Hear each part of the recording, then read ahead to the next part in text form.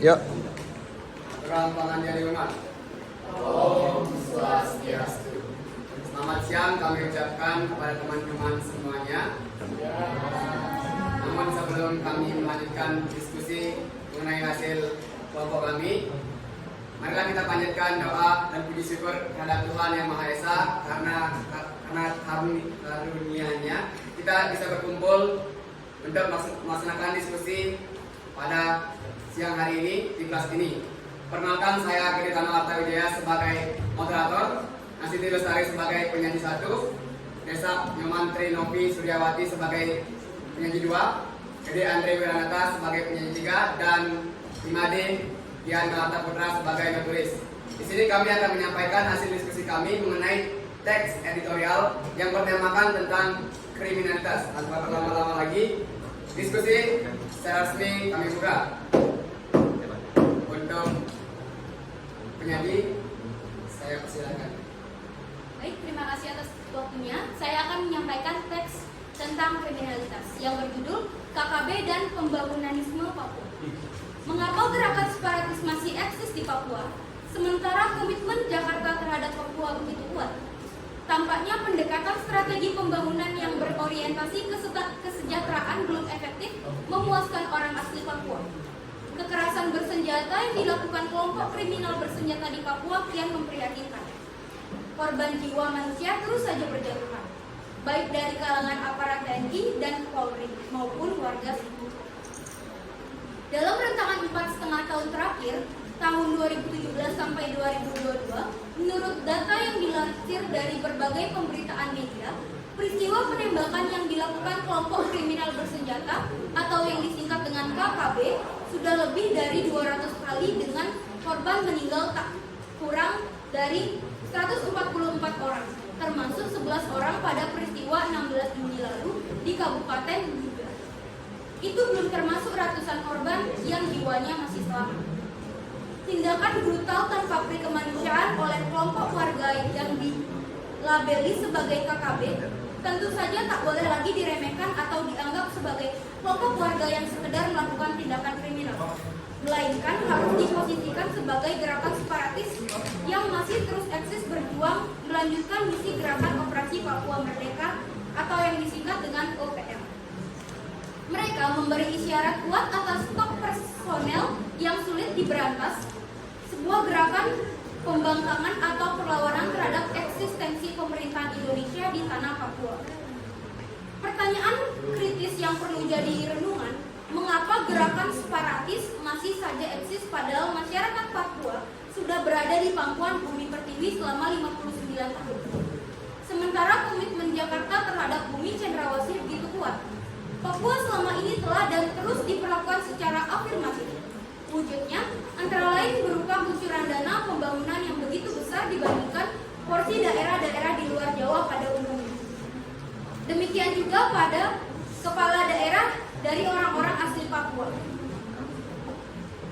Selain itu, pemerintah tahun ini telah membuat langkah progresif dengan kembali membentuk 3 provinsi di Papua, yaitu Provinsi Papua Selatan, Papua Tengah, dan Papua Pegunungan. Begitu istimewanya Papua di tengah usulan DOB dari daerah lain bertumpuk di kantor Menteri Dalam Negeri dan Komisi 2 DPR yang belum berkepastian hingga sekarang. Kebijakan pembentukan DOB itu tentu saja bertujuan untuk lebih mengoptimalkan pelayanan kepada masyarakat Papua dengan memperbanyak pusat-pusat pertumbuhan ekonomi dan memperpendek rentang kendali yang pada ujungnya adalah peningkatan kesejahteraan hidup masyarakat lokal Papua. Kamis, tanggal 30 bulan 6 2022, DPR mengesahkan 3 provinsi baru di Papua, yakni Provinsi Papua Selatan, Provinsi Papua Tengah, dan Provinsi Papua Pegunungan. Namun tampaknya pendekatan strategi pembangunan yang berorientasi kesejahteraan itu belum bisa efektif menjadikan semua warga puas berada dalam bingkai Negara Kesatuan Republik Indonesia. Setidaknya mereka yang berada di barisan perlawanan yang disebut KKB itu. Dan karena para aktor KKB itu juga bagian dari warga lokal, niscaya keberadaan mereka juga bagian dari keluarga besar warga asli Papua yang sudah saling mengenal satu sama lain, bahkan hidup dalam sistem kekerabatan yang kental. Jika kontestasi seperti dijelaskan di atas bisa diterima sebagai bagian dari kebenaran faktual relasi kultural emosional antara para aktor KKB dan para warga, setidaknya mengandung 3 fenomena utama. Pertama, para tokoh Papua tidak memiliki agenda untuk memengaruhi atau menggiring para aktor KKB agar patuh pada kebijakan atau aturan pemerintah, seraya kemudian bersama menikmati berbagai program dan hasil pembangunan yang ada. Bahkan mungkin saja proses pengadaran kelompok perlawanan itu tidak diatensi secara khusus akan dilakukan supaya progresif ke arah pencegahan dan lalu bergabung sebagai kekuatan bersama sebagai warga NKRI. Barangkali terlalu larut dengan agenda menjalankan serta menikmati berbagai program atau kue-kue pembangunan, termasuk menikmati jabatan-jabatan politik yang ada, sehingga mengabaikan tugas substansial sebagai integrator sosial politik lokal.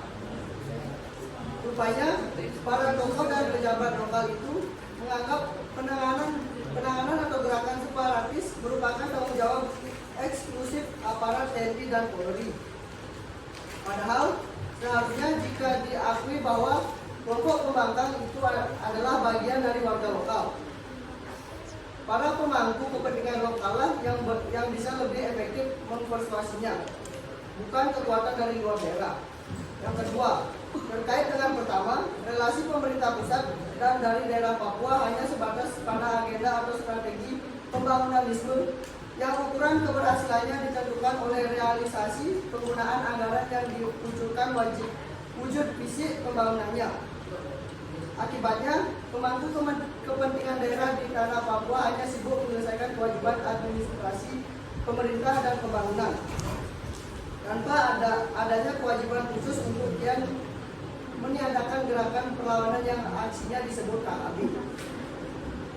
Seandainya ukuran keberhasilan pembangunan di setiap daerah di Papua juga ditentukan oleh semakin hilangnya barisan aktor-aktor KKB, barangkali para kepala daerah dan seluruh jajarannya akan bergerak terus mendeteksi, menemukan sekaligus mengajak para aktor KKB bergabung dengan saudara-saudaranya dalam rumah Indonesia. Dan strategi inklusif seperti inilah sebenarnya yang harus dilakukan dalam menggalakkan kebijakan berparadigma pembangunanisme di tanah Papua. Majelis Rakyat Papua meminta DPR menangguhkan rencana pembentukan daerah otonom baru atau pemerintahan wilayah di Papua. Tak berdiri sendiri, pemerintah Indonesia akan selalu kesulitan menghentikan barisan aktor-aktor KKB selama mengaburkan substansi posisi atau sikap politik KKB. Para aktor KKB harus terlebih dahulu diakui sebagai kelompok perlawanan rakyat Papua, di mana selama ini mereka terus diabaikan aspirasinya atau bahkan mungkin hanya seolah-olah kelompok kriminal biasa saja. Padahal KKB tak berdiri sendiri, tetapi memiliki basis di tingkat lokal dan memiliki jaringan atau dukungan dari pihak luar, termasuk orang-orang Papua asli yang berada atau memperjuangkan aspirasi mereka di luar negeri. Problemnya, pihak penguasa atau yang berwenang hingga saat ini sama sekali menutup diri untuk dialog dengan aktor-aktor utama. Perlawanan atau pembangkang terhadap hukum NKRI itu, baik yang berada di bumi cendrawasih maupun di luar negeri. Karena itu, sekali lagi pendekatan dialogis merupakan cara yang harus dipertimbangkan oleh pemerintah Indonesia. Berbeda dengan proses penyelesaian damai di Aceh dan secara langsung melibatkan gerakan Aceh Merdeka, hingga sampai pada penandatangan kesepakatan dalam pertemuan Helsinki pada 2005. Dengan demikian, bukan mustahil kelompok pembangkang di Papua merasa dibedakan dengan proses penciptaan damai di Aceh. Adapun hasil menganalisis teks editorial dari buku kami, yang pertama dengan judul KKB dan Pembangunanisme Papua. Selanjutnya ada pandangan redaksi, mengapa gerakan separatis masih eksis di Papua, sementara komitmen Jakarta terhadap Papua begitu kuat. Tampaknya pendekatan strategi pembangunan yang berorientasi kesejahteraan belum efektif memuaskan orang asli Papua. Selanjutnya ada solusi yang ditampilkan dari redaksi. Sekarang yang harus lebih disadari bahwa kalau menyelesaikan masalah kelompok perlawanan atau KKB di Papua mengedepankan pendekatan keamanan atau menggunakan kekuatan militer dengan semangat penegakan hukum pidana akan berpotensi memunculkan isu sensitif, yaitu pembantaian etnik, dan hal itu terjadi kita harus bersiap menghadapi solidaritas kolektif yang berbasis ras secara internasional. Karena itu, pendekatan dialogis merupakan cara yang harus dipertimbangkan oleh pemerintah Indonesia. Selanjutnya ada fakta dan opini. Dalam rentang 4,5 tahun terakhir dari tahun 2017 sampai dengan 2012, menurut data yang dilansir dari pemberitaan berbagai media, penembakan yang dilakukan kelompok kriminal bersenjata atau biasa disebut dengan KKB sudah lebih dari 200 kali dengan korban meninggal tak kurang dari 144 orang, termasuk 11 orang pada peristiwa 10 Juni lalu di Kabupaten Duga. Itu belum termasuk ratusan korban yang jiwanya masih selamat. Tindakan brutal tanpa peri kemanusiaan oleh kelompok warga Papua yang dilabeli sebagai KKB, tentu saja hal itu tidak boleh diremehkan atau dianggap sebagai kelompok warga yang sekedar melakukan tindakan kriminal, melainkan harus diposisikan sebagai gerakan separatis yang masih terus diperjuangkan melanjutkan misi gerakan operasi Papua Merdeka atau biasa disebut dengan OPM. Selanjutnya ada faedah kebahasaan. Penggunaan kalimat retoris, contohnya itu, mengapa gerakan separatis masih eksis di Papua? Dan yang kedua, padahal masyarakat Papua sudah berada di pangkuan bumi tertinggi selama 59 tahun. Selanjutnya, saya akan kembalikan ke moderator. Baik, itulah tadi hasil presentasi dari kami.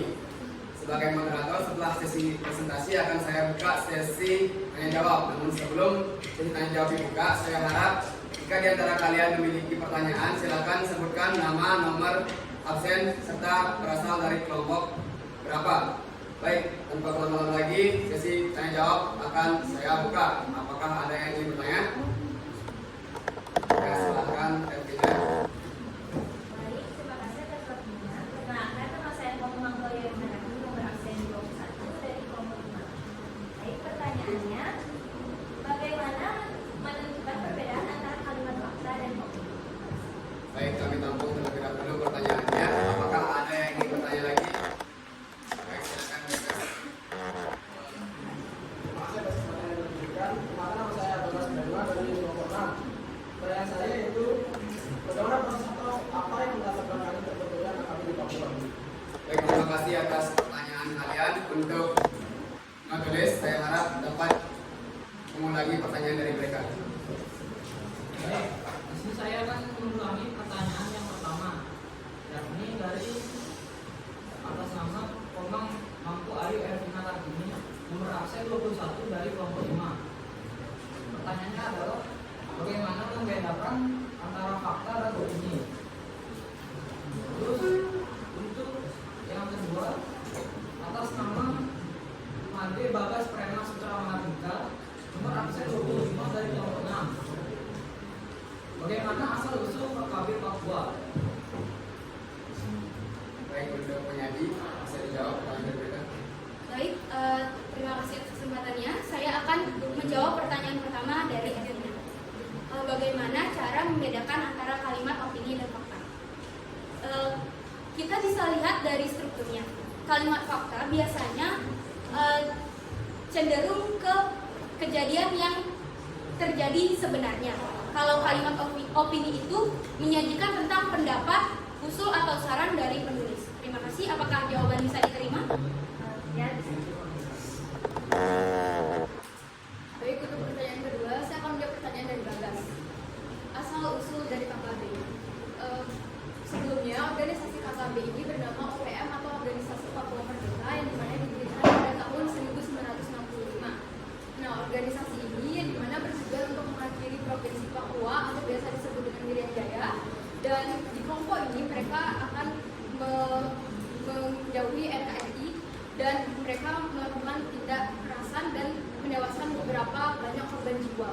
Hal itu menyebabkan pemerintah untuk menyediakan otonomi keuangan khusus Papua dengan anggaran yang sangat besar, tetapi itu hanya golongan yang sangat elit aja mendapatkan, tidak semua masyarakat luas yang mendapatkan. Hal itu menyebabkan terjadinya KKB atau kelompok kriminal bersenjata. Terima kasih. Baik, itulah tadi jawaban dari kelompok kami. Selanjutnya akan ada sesi membacakan hasil diskusi untuk metode. Saya persilakan. Baik, untuk jawaban yang pertama, pertanyaannya adalah bagaimana membedakan fakta dan opini. Untuk jawabannya, kalimat fakta biasanya cenderung tentang sesuatu kejadian yang sudah dipastikan kebenarannya. Sedangkan untuk opini itu biasanya berisi pendapat yang berupa usul, saran, dan nasihat. Lalu selanjutnya untuk jawaban pertanyaan nomor 2. Pertanyaan nomor 2 yakni bagaimana asal usul KKB Papua.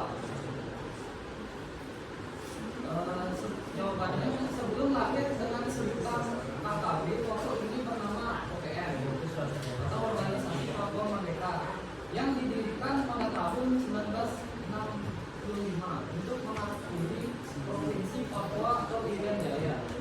Mereka berniat untuk melepaskan diri dari NKRI yang melakukan tindakan kekerasan yang memakan banyak korban jiwa. Kemudian pemerintah berinisiatif untuk otonomi khusus untuk Papua dengan anggaran yang besar. Sayangnya anggaran tersebut hanya digunakan oleh golongan elit saja, tidak sampai ke masyarakat luas. Baik, saya kembalikan kepada moderator. Baik, itulah tadi presentasi kami mengenai teks editorial bertemakan kriminalitas. Dapat saya simpulkan bahwa tingkat kriminalitas di Indonesia masihlah sangat tinggi. Maka dengan itu kita perlu melakukan perbenahan, perbaikan dalam berbagai hal dan dalam berbagai aspek sehingga tercipta kehidupan dan suasana yang tentram, nyaman, dan damai.